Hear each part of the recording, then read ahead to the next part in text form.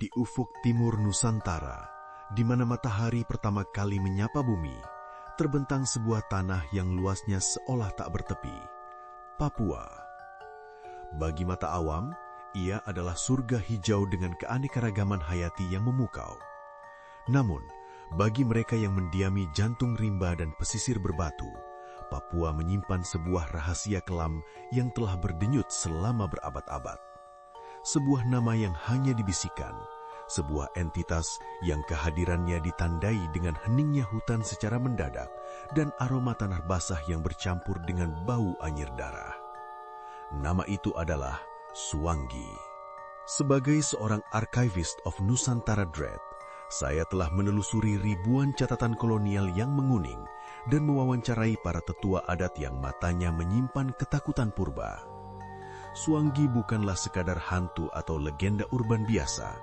Ia adalah manifestasi dari ilmu hitam paling mematikan di tanah Papua, sebuah perpaduan antara kutukan roh leluhur, perjanjian gelap dengan penguasa rimba, dan naluri predator manusia yang telah kehilangan kemanusiaannya.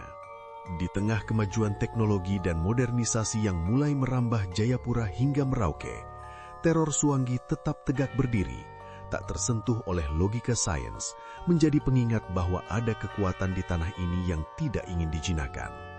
Mari kita tarik mundur garis waktu ke masa di mana catatan tertulis pertama kali muncul.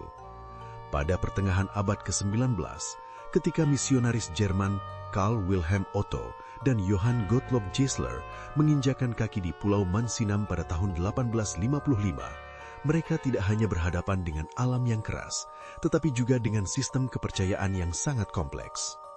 Dalam laporan-laporan awal para misionaris dan pejabat kolonial Belanda, seperti yang tercatat dalam arsip Memory van Overgave, sering disebutkan mengenai fenomena toveri atau sihir jahat yang menyebabkan kematian mendadak di desa-desa terpencil.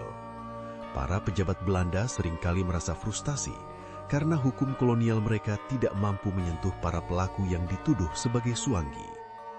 Bagi masyarakat lokal, kematian bukanlah proses biologis semata. Kematian hampir selalu merupakan hasil dari intervensi spiritual. Jika seseorang yang sehat tiba-tiba jatuh sakit dan meninggal dalam hitungan jam, pelakunya hanya satu, Suanggi.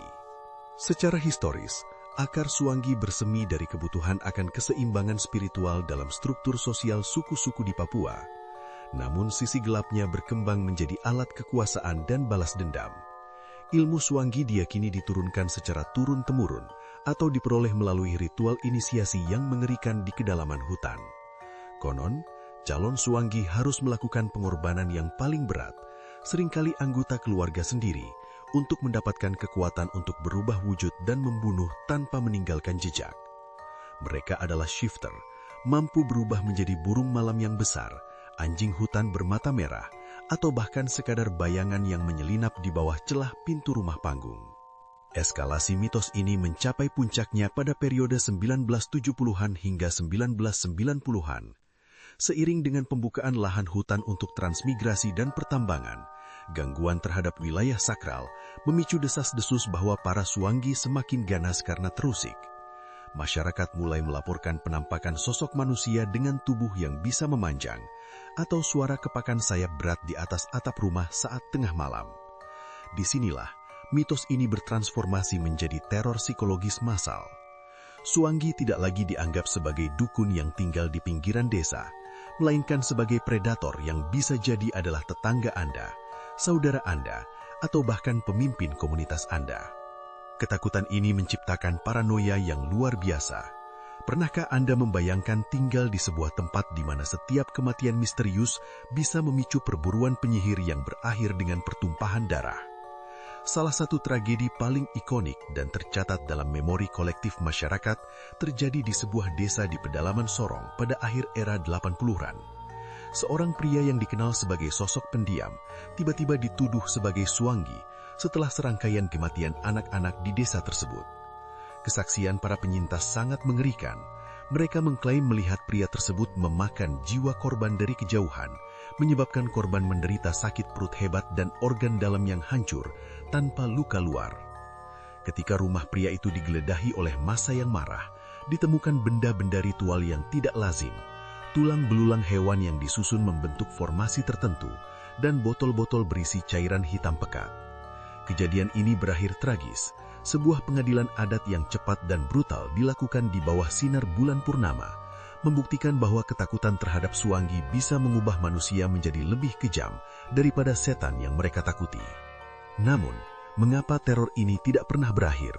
Mengapa di era internet ini, kata Suanggi masih mampu membungkam pembicaraan di kedai kopi di pelosok Papua? Jawabannya terletak pada hubungan mistis antara manusia Papua dan tanahnya. Tanah Papua dianggap memiliki jiwa atau mana, dan Suanggi adalah sisi bayangan atau shadow self dari kekuatan tersebut. Secara psikososial, Suanggi berfungsi sebagai penjelas atas ketidakadilan, penyakit yang tak terungkapi, dan kematian yang tak terduga di wilayah yang akses kesehatannya masih terbatas. Selama misteri kematian tetap ada, dan selama rimba Papua tetap menyimpan sudut-sudut yang tak terjamah, Suanggi akan tetap ada di sana. Ia adalah pengingat akan hukum alam yang purba, bahwa di setiap cahaya yang terang ada bayangan yang mengintai. Suanggi bukan sekadar tahayul, ia adalah bagian dari identitas gelap Nusantara yang menolak untuk dilupakan. Apakah Anda mendengar suara burung malam di luar jendela saat ini? Atau mungkin itu bukan sekadar burung? Di tanah Papua, mereka bilang, jika Anda mencium aroma bunga Kamboja yang menusuk di tengah hutan yang tak bertuan, jangan menoleh. Teruslah berjalan, karena Suanggi mungkin sedang memilih mangsa berikutnya. Hijarah ini tidak ditulis dengan tinta, melainkan dengan ketakutan yang diwariskan. Sebagai arkivist, saya hanya bisa mendokumentasikan, namun tidak pernah bisa benar-benar menjelaskan apa yang terjadi di balik kabut tebal pegunungan Jayawijaya. Teror Suanggi adalah sebuah lingkaran setan yang terus berputar, sebuah kronologi kelam yang menyatu dengan urat nadi bumi Papua. Sebuah pertanyaan retoris yang tersisa bagi kita semua. Apakah kita benar-benar penguasa atas dunia ini, ataukah kita hanya tamu yang diizinkan hidup oleh kekuatan-kekuatan yang lebih tua daripada peradaban manusia itu sendiri? Ikuti terus cerita lainnya, hanya di Mistik Nusa.